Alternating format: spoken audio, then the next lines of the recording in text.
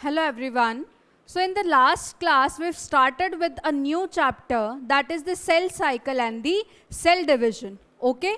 In that we've already discussed about some general introduction of the divisions and the cell cycle. Okay? And we've also discussed about one phase of the cell cycle of the mitotic division, that is the interphase. Okay, interphase mein we've learned that it is a phase, it is also known as the resting phase, because the cell doesn't grow in this phase. Okay, cell just prepares itself for the division. वो grow करता है, वो अपना DNA replicate करता है, ठीक है, वो प्रोटीन सिंथेसिस करता है, दैट आर नेसेसरी, ठीक है, और उसके बाद जो फेज आता है that is the mitotic phase. That is the phase जिसमें the actual division of the cell occurs. Okay, the mitotic phase only lasts about like 5% of the cell cycle duration. Okay, जो interphase है it lasts for about 95% of the time in the cell cycle. Okay, now interphase हम already discuss कर चुके थे. Today we'll start with the M phase or the mitotic phase. Okay,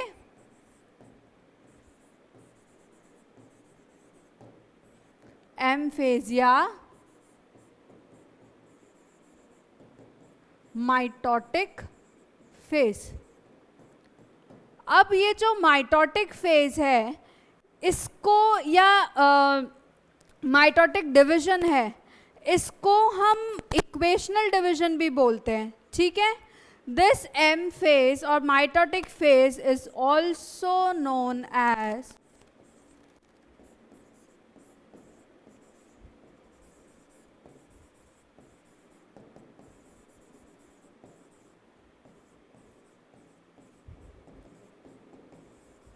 equational division.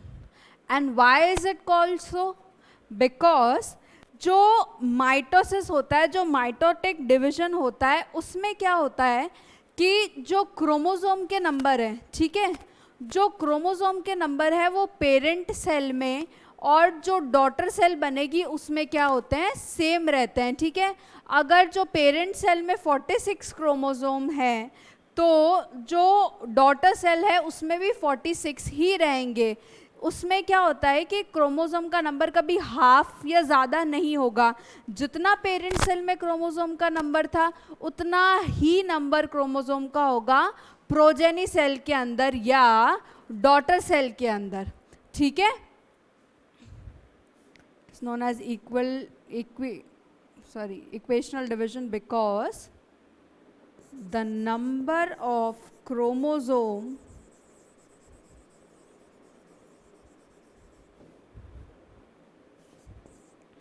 in the parent and the daughter cell are same, ठीक है. इसलिए हम इसको क्या कहते हैं, इक्वेशनल डिवीजन भी कहते हैं. ओके, ये जो सेल साइकिल सेल या सेल डिवीजन का जो प्रोसेस है it is a progressive process, मतलब चलते जाता है, ठीक है, धीरे धीरे करके ये सारी चीज़ें होती है. तो हम किसी भी चीज़ में क्लियर कट डिवीजन नहीं बता सकते कुछ फेजेस के बीच में कि भाई यहाँ तक ही यही हुआ, वहाँ तक ही वही हुआ. हम क्लियर कट डिवीजन नहीं बता सकते इन सारी चीज़ों में, ठीक है. और जो एम फेज है we've ऑलरेडी डिस्कस्ड कि जो ये डिवीजन फेज होता है वो क्या होता है कि दो पार्ट्स में डिवाइडेड होता है, ठीक है. वो क्या होता है, दो पार्ट्स में डिवाइडेड होता है या दो पार्ट्स इंक्लूडेड होते हैं. First one is the karyokinesis,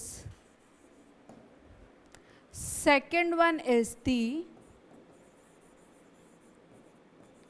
cytokinesis, ठीक है. जो सेल डिवीजन है वो क्या होता है, दो पार्ट्स में होता है या दो जो मेजर इवेंट्स हैं, ठीक है, वो दो मेजर इवेंट्स जो होते हैं which takes place during the cell division, ठीक है. First one is the karyokinesis, that is the division of the nucleus, ठीक है, न्यूक्लियर डिविजन।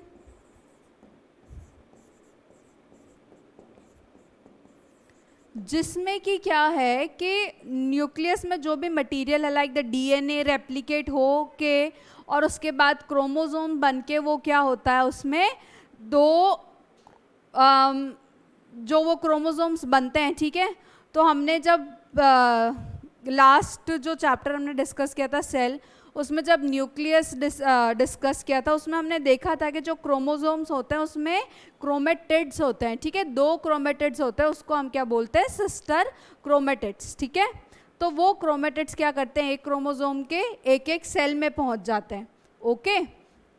तो ये इन सारे इवेंट्स को हम क्या रेफर करते हैं, एज द न्यूक्लियर डिवीजन, क्योंकि ये सारा जो काम हो रहा है क्रोमोसोम बनने, डिवाइड, ये सब, तो जनरली जो अपना यूकैरियोटिक सेल का डीएनए मटेरियल होता है वो किस में होता है, न्यूक्लियस में, ठीक है। तो इसलिए अपन क्या करते हैं, इसको न्यूक्लियर डिवीजन से रेफर करते हैं इन सारे इवेंट्स को। और न्यूक्लियर डिवीजन को हमने क्या कहा, कैरियोकाइनेसिस, ठीक है। और साइटोकाइनेसिस मतलब सेल डिवीजन।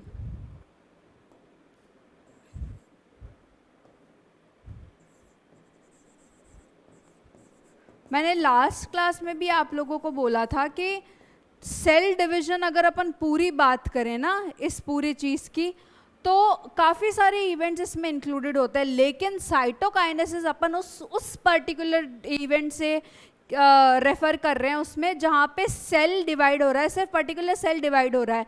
ऐसे तो अगर अपन एज अ होल बात करें सेल साइकिल, सेल डिवीजन की, तो उसमें कितनी सारी चीज़ें हो रही है, उसमें तो न्यूक्लियस भी डिवाइड हो रहा है, ठीक है। उसको भी अपन एक बार सेल डिवीजन में रेफर करते हैं ना कि भाई देखो सेल डिवीजन का ये प्रोसेस है।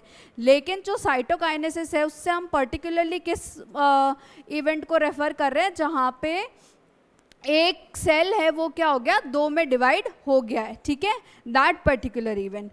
अब इसमें भी क्या है कि जो कैरियोकाइनेसिस है, ठीक है, जो न्यूक्लियर डिवीजन है, वो एक यूकैरियोटिक सेल में क्या हो जाएगा, 4 फेजेस में डिवाइड हो जाएगा, ठीक है। Karyokinesis is divided into 4 phases, okay. The first one is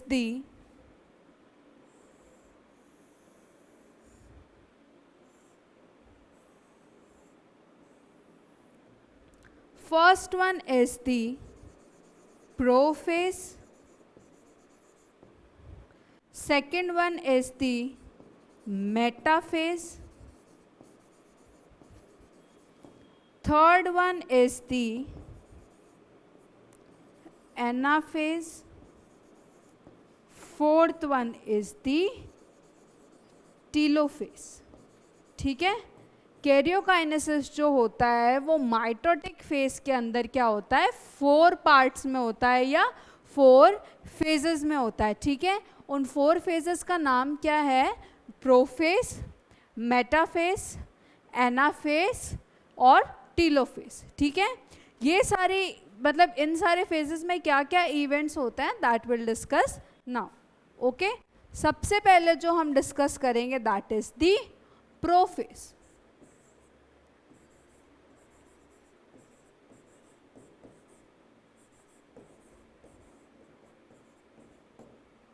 सबसे पहले तो क्या है कि जो प्रोफेज होता है, ठीक है, that is the first stage या first phase of the mitotic phase, ठीक है।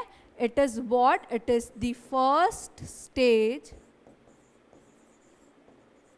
या phase of the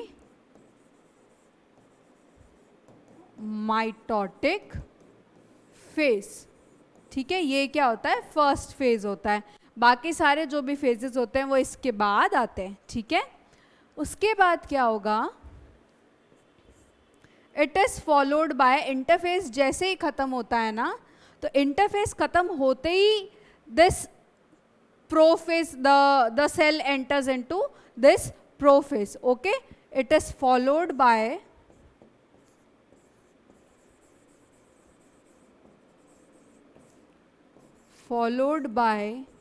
the S and G2 phase. Okay, this phase is followed by the S phase and the G2 phase, जो कि किस में थे, interface के पार्ट थे.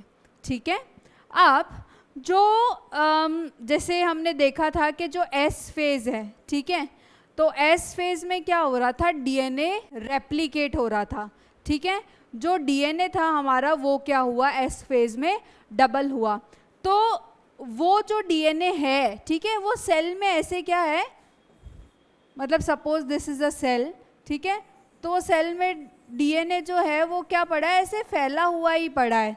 ओके, ये क्या है, बिल्कुल डिस्टिंक्ट कोई अरेंज नहीं है, ये इंटरवाइंड है, आपस में क्या हुआ है कि गुत्थीजा हुआ पड़ा है. ठीक है, तो ये जो डीएनए मटेरियल है, ये क्या होता है कि अनटैंगल होना चालू होता है. ठीक है, ये जो डीएनए मटेरियल है वो धीरे धीरे क्या करता है कि जो आपस में गुथ के पड़ा हुआ है वो क्या होता है कि धीरे धीरे अनटैंगल होना चालू होता है, थोड़ा थोड़ा सुलझना चालू होता है. ठीक है, उसके बाद क्या होता है, क्रोमेटिन कंडेंसेशन होता है.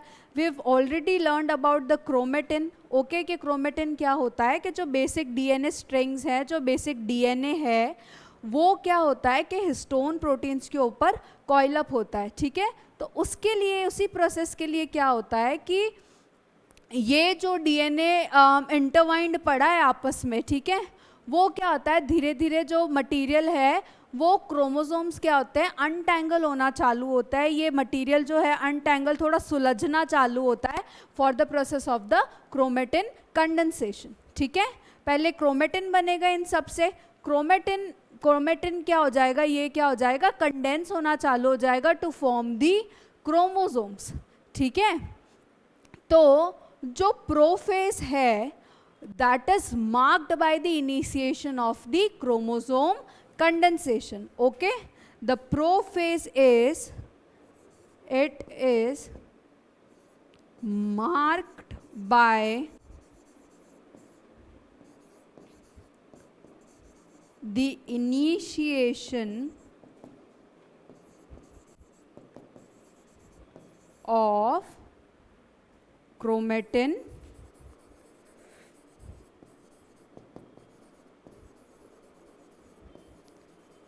कंडेंसेशन.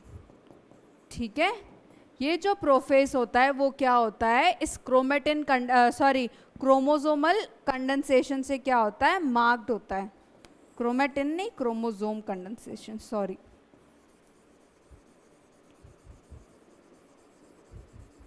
ठीक है, क्रोमोसोम के कंडेंसेशन का जो प्रोसेस होता है वो इनिशिएट होता है. ठीक है, उसी से क्या होता है कि prophase is marked by this.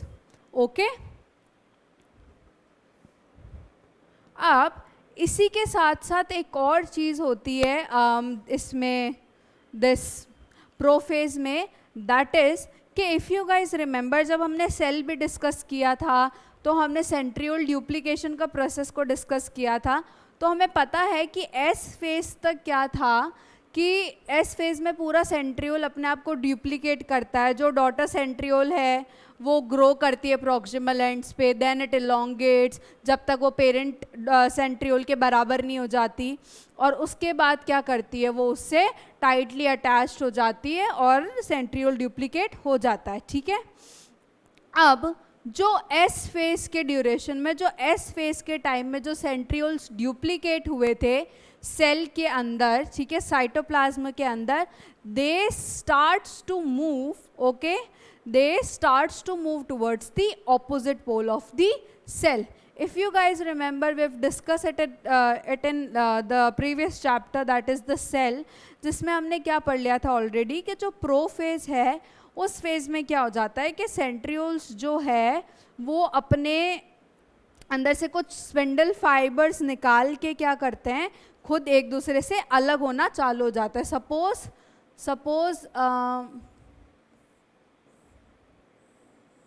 This is a centriole. Okay, proximally attached है एक दूसरे से. ठीक,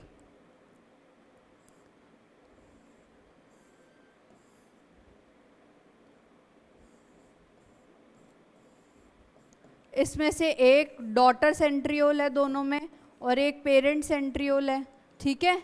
तो ये अपने तरफ से क्या करते हैं, स्पिंडल फाइबर्स को निकालना चालू कर देते हैं, ठीक है।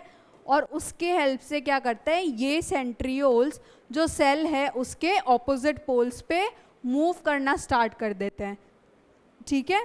तो प्रोफेज में सबसे पहला तो क्या चीज हो रहा है, it is marked by the chromosomal condensation, the initiation of this chromosomal condensation, and the second part is that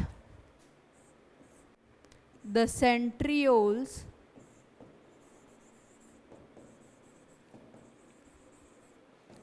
that duplicated during the S phase of the interphase now starts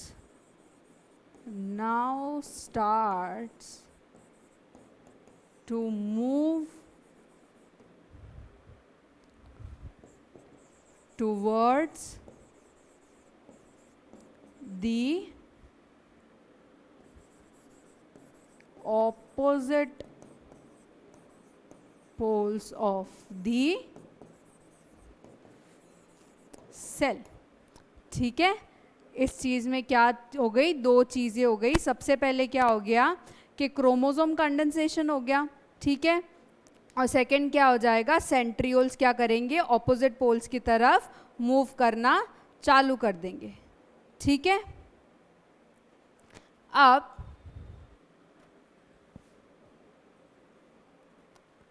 ये प्रोफेज के खत्म होते होते जो intertwined DNA था, ठीक है, जो इंटरवाइंड डीएनए था, इस प्रोफेज पे जब हम आए थे तो the DNA material was not organised, okay, it was intertwined, it was उलझा हुआ ऐसे सेल्स में पड़ा था, ठीक है। प्रोफेज फेज में एंटर करते ही क्या हुआ कि क्रोमोसोम कंडेंसेशन का प्रोसेस चालू हुआ, ठीक है, क्रोमोसोम बनने का प्रोसेस चालू हुआ, ठीक है। तो ये प्रोफेज जो खत्म होता है ना, जब खत्म हो जाता है, ठीक है, उस ड्यूरेशन में क्या हो जाता है कि जो क्रोमोसोम्स है वो अपनी पूरी फॉर्म में बन चुके होते हैं, ठीक है। ये जो डीएनए मटेरियल है, ओके, तो ये क्या करता है, आपस में कॉइल होते होते पूरा अरेंज्ड हो जाता है, ठीक है। और ये क्या हो जाता है, क्रोमोसोम्स के अंदर अटैच्ड हो जाता है, क्रोमोसोम्स के फॉर्म में क्या हो जाता है, अटैच हो जाता है, ठीक है। तो अब अपन को जो प्रोफेज का एंड होगा, ठीक है, तो प्रोफेज के एंड पे अपन देख सकते हैं कि अब जो क्रोमोसोम्स हैं, ठीक है, तो वो क्रोमोसोम्स पूरे कंडेंस हो गए हैं। जब तक प्रोफेज चालू हुआ था, जब अपन का क्रोमोसोमल कंडेंसेशन वाला प्रोसेस भी चालू ही हुआ था, ठीक है। प्रोफेज के ड्यूरेशन में क्या होता है, पूरा जो क्रोमोसोम है वो अपना क्या ले लेता है, स्ट्रक्चर ले लेता है और पूरी तरह से इसका मटेरियल जो है वो कंडेंस हो जाता है, ठीक है। तो एंड में जो हम क्रोमोसोम, इस प्रोफेज के एंड में जो हम कंडेंस्ड क्रोमोसोम देखेंगे, ओके, तो ये कुछ ऐसा दिखेगा, ठीक। ये क्या स्ट्रक्चर है, ये एक क्रोमेटिड है, ओके, ये दूसरा क्रोमेटिड है, क्रोमेटिड नंबर 1, क्रोमेटिड नंबर 2, और जो सेम क्रोमोसोम के क्रोमेटिड्स होते हैं उसको हम क्या बोलते हैं, सिस्टर क्रोमेटिड्स, ठीक है। तो ये है हमारी sister chromatids, a chromosome with 2 chromatids, okay, these are called as the sister chromatids। और ये क्या बीच में एक क्या हो जाता है, सेंट्रोमेर, ठीक है। तो जो ये प्रोसेस है that is of the prophase phase है, ठीक है, इसमें जो इवेंट्स होते हैं उसको अगर अपन को कहते हैं ना कि अगर नेम करना हो, ओके, तो उसमें हम क्या लिखेंगे, इसके की फीचर्स अगर हम लिखने चले तो। अच्छा, एक और चीज़, ये सारी चीज़ें किस में होती है, अर्ली प्रोफेज में होती है, ठीक है। जो क्रोमोसोम सॉरी जो मटेरियल, जो डीएनए वाला मटेरियल था दैट वाज इंटरवाइंड, वो थोड़ा सा अनटैंगल्ड हुआ, ठीक है। क्रोमेटिन मटेरियल थोड़ा अनटैंगल्ड हुआ, फिर वो क्रोमोसोम कंडेंसेशन में जा रहा है, ठीक है।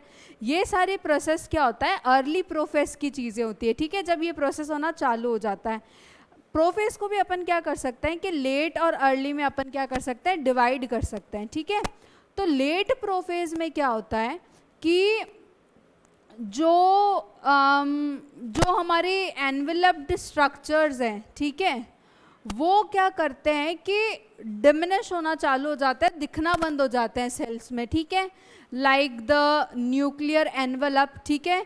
न्यूक्लियर एनवेलप क्या हो जाता है कि डिसॉल्व होना चालू हो जाता है, ताकि क्या कर सके कि जो क्रोमोसोम्स है, ठीक है, वो सेल से बाहर निकल के सॉरी वो न्यूक्लियस से बाहर निकल के साइटोप्लाज्मा में जाके क्या कर सके, ऑपोजिट पोल्स में जा सके सेल के, और डॉटर न्यूक्लियाइज में एक एक डिवाइड हो सके, ठीक है।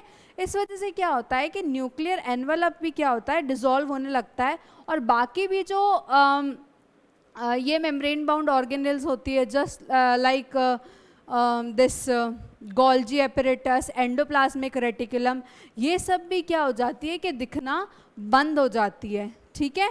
इन द लेट प्रोफेज, जब अपन प्रोफेज खत्म होने के बाद अगर एक सेल को दिखते हैं ना, तो उसमें हमको ना न्यूक्लियर एनवेलप दिखता है, ना न्यूक्लियोलस दिखता है, ना गोल्जी एपरेटस दिखता है, और ना ही एंडोप्लाज्मिक रेटिकुलम दिखता है, ठीक है।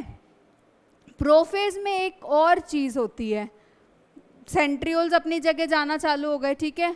अब सेंट्रियोल जब अपनी जगह जाते हैं, तो मैंने आपको बताया था कि जो सेंट्रियोल्स हैं वो क्या करते हैं कि स्पिंडल फाइबर्स को अपने अंदर से निकालते हैं, ठीक है, जिसके थ्रू वो क्या करते हैं कि अपने अपने ऑपोजिट पोल्स पे मूव कर देते हैं।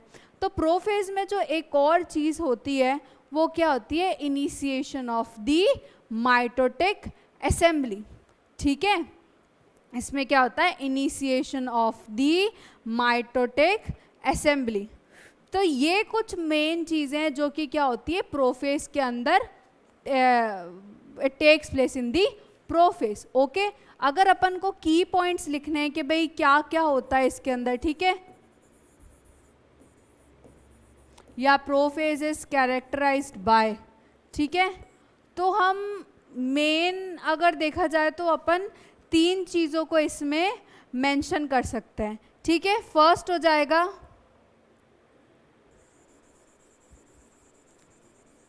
The chromosomal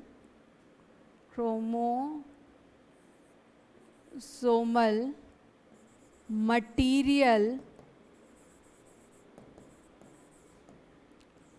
condenses to form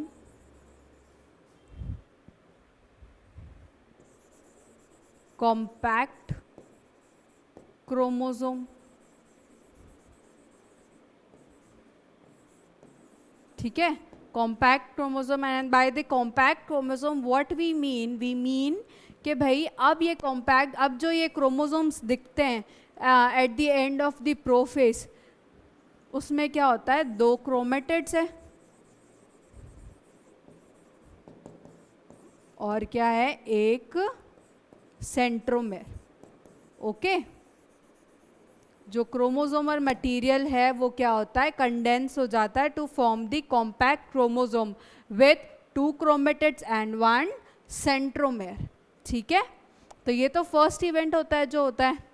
second event that takes place है centriole starts to move to the opposite poles of the cell, ठीक है, और वो फिर क्या बनाते हैं, माइटोटिक असेंबली बनाते हैं, ठीक है। तो इसमें की पॉइंट्स क्या हो जाएगा, another thing that is characterized by formation of the या initiation of the mitotic assembly, ठीक है, initiation of the mitotic assembly, ठीक है। माइटोटिक असेंबली जैसे ही सेंट्रियोल्स जो हैं वो अपने ऑपोजिट पोल्स पे जाना चालू करेंगे, वो क्या करता है, कुछ स्पिंडल फाइबर्स को निकालना चालू करते हैं अपने अंदर से, ठीक है। और वो स्पिंडल फाइबर्स क्या करते हैं, उनको ऑपोजिट पोल्स में जाने में हेल्प करते हैं, ठीक है। और माइटोटिक असेंबली का बनना क्या हो जाता है, यहीं से चालू हो जाता है। Okay, the third thing which is to be, या जो कि अपन प्रोफेज कैरेक्टराइज कर सकते हैं जिससे, that is the, if we see at the end of this prophase, तो we do not see Golgi apparatus, endoplasmic reticulum, nucleolus and nuclear membrane are not seen, ठीक है। ये क्या होती है, डिसॉल्व हो जाती है, डिमिनिश हो जाती है ड्यूरिंग दी प्रोफेज। ओके, तो मेन काम इसमें क्या हो जाएंगे, क्रोमेटिन का कंडेंसेशन हुआ, सेंट्रियोल्स जो एस फेज में ड्यूप्लीकेट किए थे वो अपने अपने ऑपोजिट पोल्स पे जाना चालू हो गए, ठीक है। ऑपोजिट पोल्स पे जाके क्या किया उन्होंने, माइटोटिक स्पिंडल्स बनाए, स्पिंडल फाइबर्स बनाए, ठीक है, ऐसे स्पिंडल फाइबर्स बनाए। ओके, तो इसमें क्या हो गया, इनिशिएशन हो गया माइटोटिक असेंबली का। उसके बाद और चीज़ें क्या होती है कि गोल्जी एपरेटस, एंडोप्लाज्मिक रेटिकुलम और जो न्यूक्लियर मेम्ब्रेन है that is not seen. Okay, ये है अर्ली प्रोफेज, ओके, और ये है लेट प्रोफेज। इसमें अगर आप देखें तो आपको न्यूक्लियर मेम्ब्रेन प्रॉपर दिख रही है, ठीक है, बीच में पोर्स है और डबल मेम्ब्रेनस स्ट्रक्चर है। लेट प्रोफेज तक जाते जाते क्या हो जाता है कि न्यूक्लियर मेम्ब्रेन क्या हो जाती है, डिमिनिश होना चालू हो जाती है, और ये जो क्रोमेटिन मटेरियल जो ऐसे ही ऐसे खुला पड़ा हुआ है वो अब क्या कर रहा है, क्रोमोसोम्स में अरेंज हो गया है, ठीक है। इसके बाद जो दूसरा प्रोसेस आएगा या दूसरा स्टेज आएगा, that is the metaphase.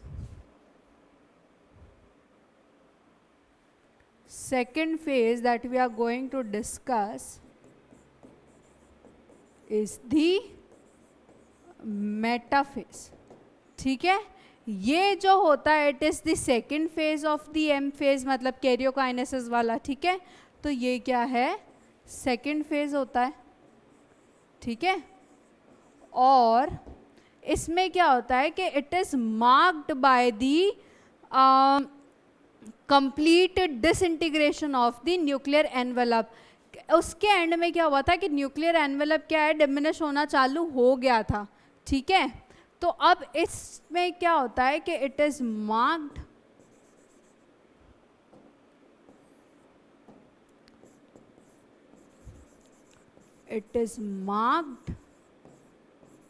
by the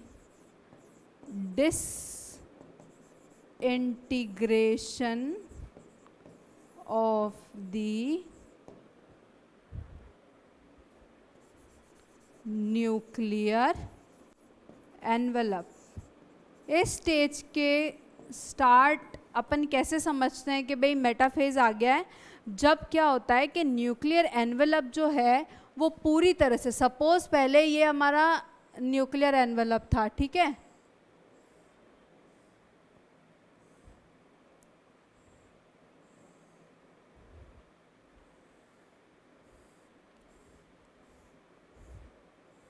prophase के एंड तक ये ऑलमोस्ट क्या हो जाता है कि ख़त्म होना चालू हो जाता है, ठीक है। लेकिन मेटाफेज अपन को कैसे पता चलता है कि सेल मेटाफेज के अंदर एंटर कर दिया है, ये वाला जो हमारा जो ये न्यूक्लियर एनवेलप है ये क्या हो जाता है, पूरी तरह से डिमिनिश हो जाता है, पूरी तरह से डिसइंटीग्रेट हो जाता है, पूरी तरह से क्या हो जाता है, गायब हो जाता है, ठीक है। अब जो इस न्यूक्लियस के अंदर हमारे क्रोमोसोम बने थे, ठीक है, सपोज ये हमारे क्रोमोसोम्स हैं, इस न्यूक्लियर एनवेलप के डिसइंटीग्रेट होने के बाद क्या हो जाएगा, जो क्रोमोसोम्स है वो क्या हो जाएंगे, साइटोप्लाज्म में एंटर कर जाएंगे, ठीक है। ये न्यूक्लियर एनवेलप जैसे ये न्यूक्लियर एनवेलप डिसइंटीग्रेट हुआ, ठीक है, न्यूक्लियर एनवेलप डिसइंटीग्रेट। जो क्रोमोसोम सेल न्यूक्लियर एनवेलप के अंदर थे, अब वो क्रोमोसोम क्या आ जाएंगे, साइटोप्लाज्म में खुले घूमेंगे, ठीक है, क्योंकि कोई एनवेलप ही नहीं है उनको बांधने के लिए, ठीक है। तो now chromosome enters the cytoplasm, ठीक है। अब जो क्रोमोसोम्स है वो क्या हो जाएंगे, साइटोप्लाज्म के अंदर प्रेजेंट होंगे, ओके। इस स्टेज पे जाके क्या होता है कि क्रोमोसोम का कंडेंसेशन क्या है, एकदम ही कंप्लीट हो जाता है, ठीक है। वहाँ पे क्या था कि क्रोमोसोम एक स्ट्रक्चर, एक फॉर्म तो ले चुके थे, ठीक है, एक प्रॉपर फॉर्म तो ले चुके थे कि भाई ये क्रोमेटिड्स हो गए और सेंट्रोमेयर हो गया है, लेकिन जो प्रॉपर कंडेंसेशन है, ठीक है, वो क्या कंप्लीट होता है, मेटाफेज में क्रोमोसोम का कंप्लीट होता है, ठीक है। इस स्टेज पे आके क्या हो जाता है कि जो क्रोमोसोम है उसका कंडेंसेशन क्या हो गया है,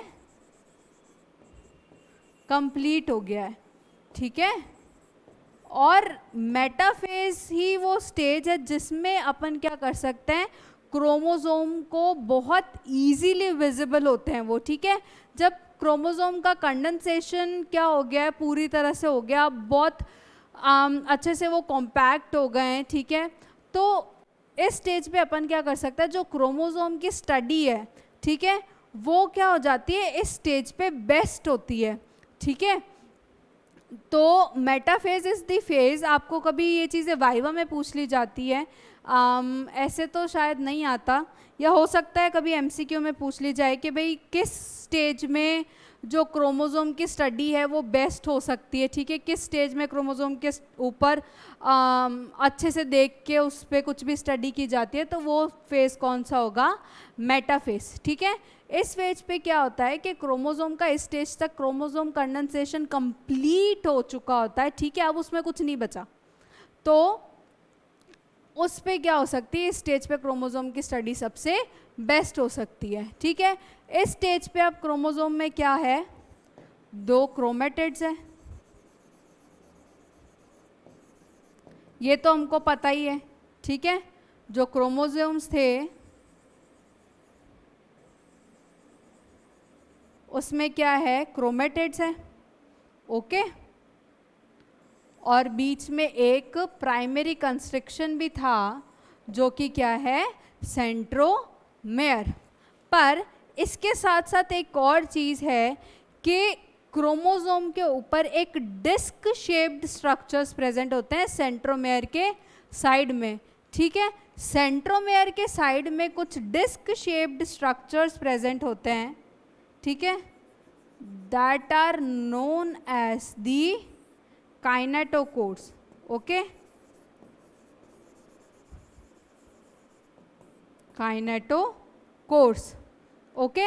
ये क्या होते हैं, कुछ प्रोटीनेशियस डिस्क शेप्ड स्ट्रक्चर्स होते हैं, ठीक है, these are some proteinaceous disc shaped structures जो कि क्या होते हैं, प्रेजेंट होते हैं in the side of the centromeres, ठीक है।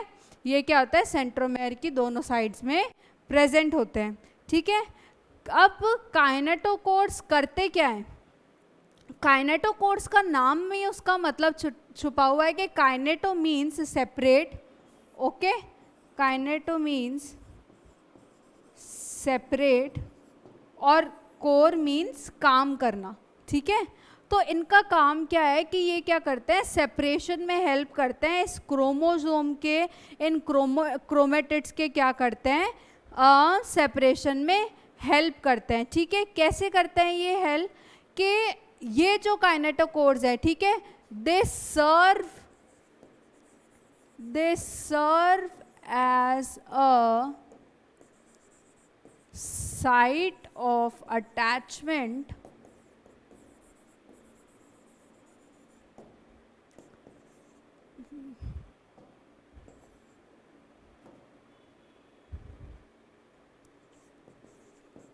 टू दी स्पिंडल फाइबर्स, ठीक है।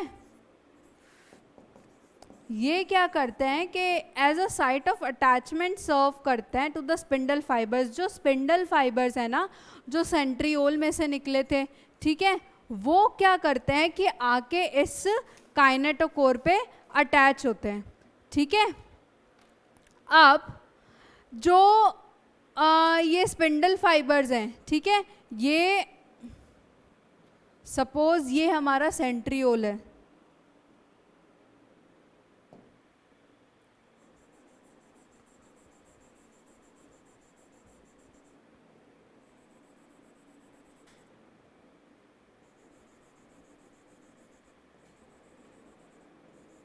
ये क्या है हमारा सेंट्रियोल है, ओके। अब ये सेंट्रियोल्स क्या करते हैं, अपने अंदर से स्पिंडल्स बाहर निकालते हैं, बिल्कुल ऐसे, ठीक है।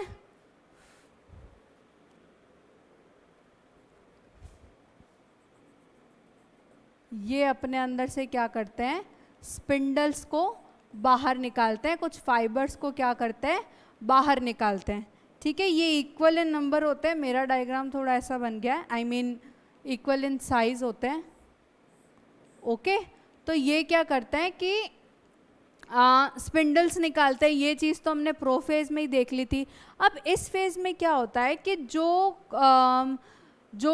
क्रोमोसोम्स हैं, ठीक है, वो अब न्यूक्लियर एनवेलप से बाहर निकल गए, वो भी अब क्या कर रहे हैं कि ओपनली साइटोप्लाज्मा में लाए कर रहे हैं। तो जो क्रोमोसोम्स के काइनेटोकोर्स हैं, ठीक है, वो क्या करते हैं, इन स्पिंडल फाइबर से अटैच हो जाते हैं, ठीक है। सपोज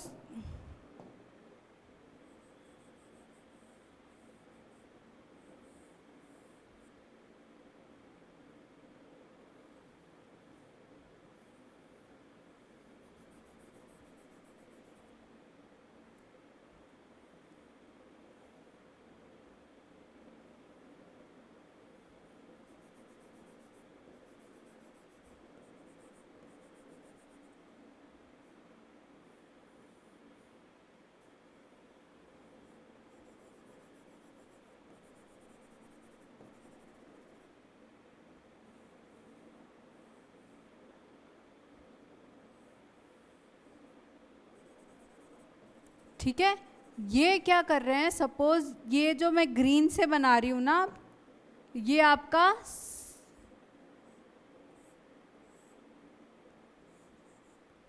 आपका समझ लो कि सेंट्रोमेयर है, ठीक है। ये सपोज आपका सेंट्रोमेयर है, ठीक है।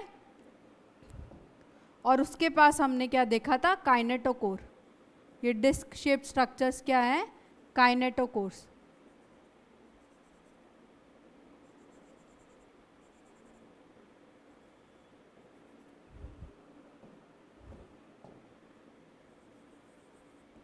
तो ये जो स्पिंडल फाइबर्स हैं, ये जो ब्लैक वाले जो स्पिंडल फाइबर्स हैं ना, ये क्या करते हैं कि हर क्रोमोसोम के काइनेटोकोर पे क्या करते हैं, जाके अटैच हो जाते हैं, ठीक है। जो सेंट्रियोल से निकले हुए स्पिंडल फाइबर्स है, वो क्या करते हैं, हर क्रोमोसोम के काइनेटोकोर पे क्या करते हैं, जाके अटैच हो जाता है। They kinetochore serves as a site to the attachment of the spindle fibres, ठीक है। ये स्पिंडल फाइबर्स क्या करते हैं, उससे अटैच हो गए, ओके। अब ये क्या करते हैं कि क्रोमोसोम को सेल के सेंटर में अलाइन कर देते हैं, बिल्कुल सेंटर में। अभी तो ये ऊपर है, ठीक है, जब अटैच होता है ना, तब तो ये ऊपर नीचे अटैच होते हैं, एक लेवल पे नहीं होते। लेकिन उसके बाद ये स्पिंडल फाइबर्स क्या करते हैं कि जो क्रोमोसोम्स हैं उनको क्या करते हैं, एक सिंगल प्लेन में अरेंज कर देते हैं, एक सेम लेवल पे क्या कर देते हैं, अरेंज कर देते हैं, ठीक है। इस प्लेन को जहाँ पे कि क्रोमोसोम्स अटैच्ड हैं, ठीक है, the plane of this arrangement of the centro this chromosome is known as the metaphase,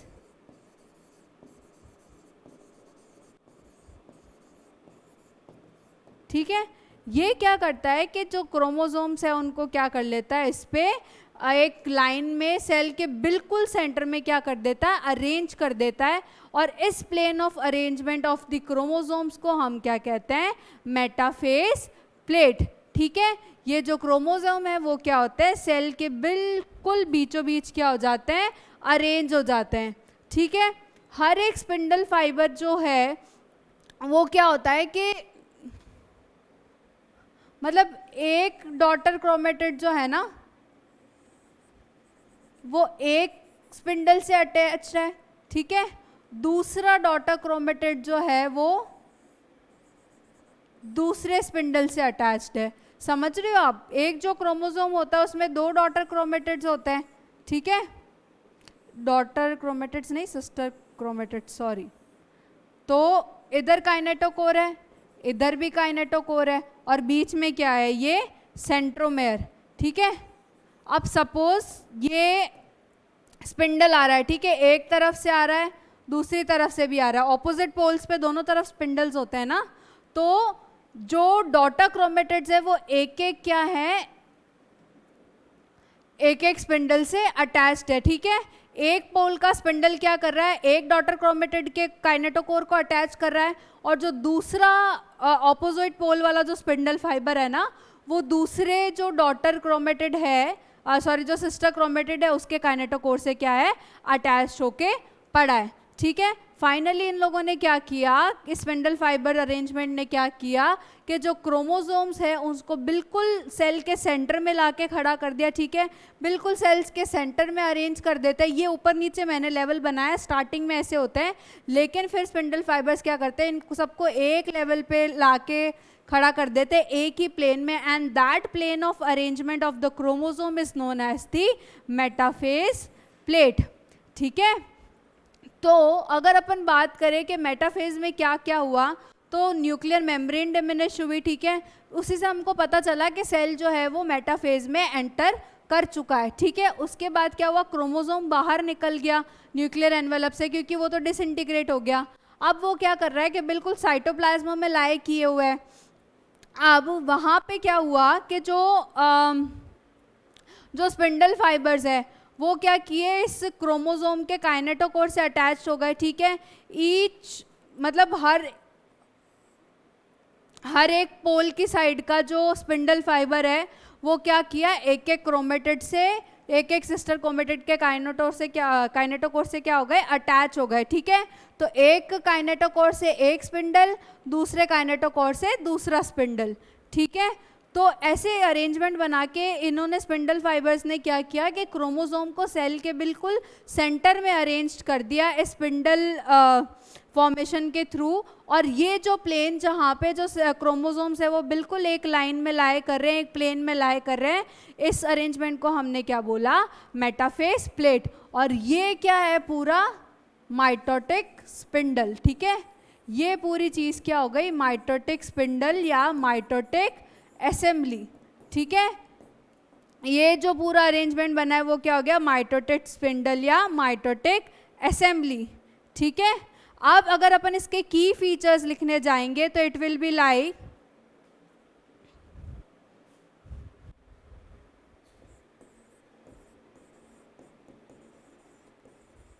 spindle fibers attached to the kinetochores of the chromosomes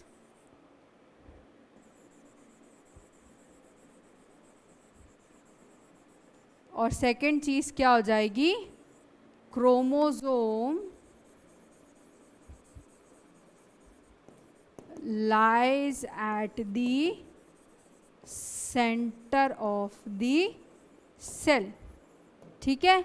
ये दो की पॉइंट्स होते हैं मेटाफेज के, कि जो फाइबर्स हैं वो काइनेटोकोर से अटैच हुए और उसके बाद उन्होंने क्या किया, क्रोमोसोम को सेल के सेंटर पे अलाइन कर दिया, ठीक है। जो भी इसमें इवेंट्स हुए थे हमने वो भी डिस्कस किया, और जो की पॉइंट्स है, ये की पॉइंट्स है, this is not all that happens in the prophase या मेटाफेज, ठीक है। ये की पॉइंट्स है कि इससे कैरेक्टराइज होते हैं, ठीक है। बाकी और भी चीज़ें जो मैंने आपको बताई है, आपको उस लैंग्वेज में ही आंसर को लिखना है। जब भी ये फेजेस आ जाते हैं you have to write the centrioles reach the opposite poles, और ये वो सिर्फ की पॉइंट्स लिख के नहीं छोड़ देना है कि जो सेंट्रियोल्स थे वो माइटोटिक असेंबली का इनिशिएशन हो जाता है, बस नहीं, आपको लिखना है कि सेंट्रियोल्स वहाँ पहुँचते हैं, फिर माइटोटिक स्पिंडल फॉर्मेशन का क्या हो जाता है, इनिशिएशन हो जाता है. You have to write each and every point that I have told you कि पहले तो डीएनए मटेरियल इंटरवाइंड था, फिर थोड़ा अनटैंगल होता है, फिर क्रोमोसोम कंडेंसेशन होता है. ये सारी चीज़ें आपको उसी सीक्वेंस में लिखनी है, ठीक है. ये सारी इंपॉर्टेंट चीज़ें अगर आप लिखेंगे तभी आपको मार्क्स मिलेंगे इन चीज़ों के.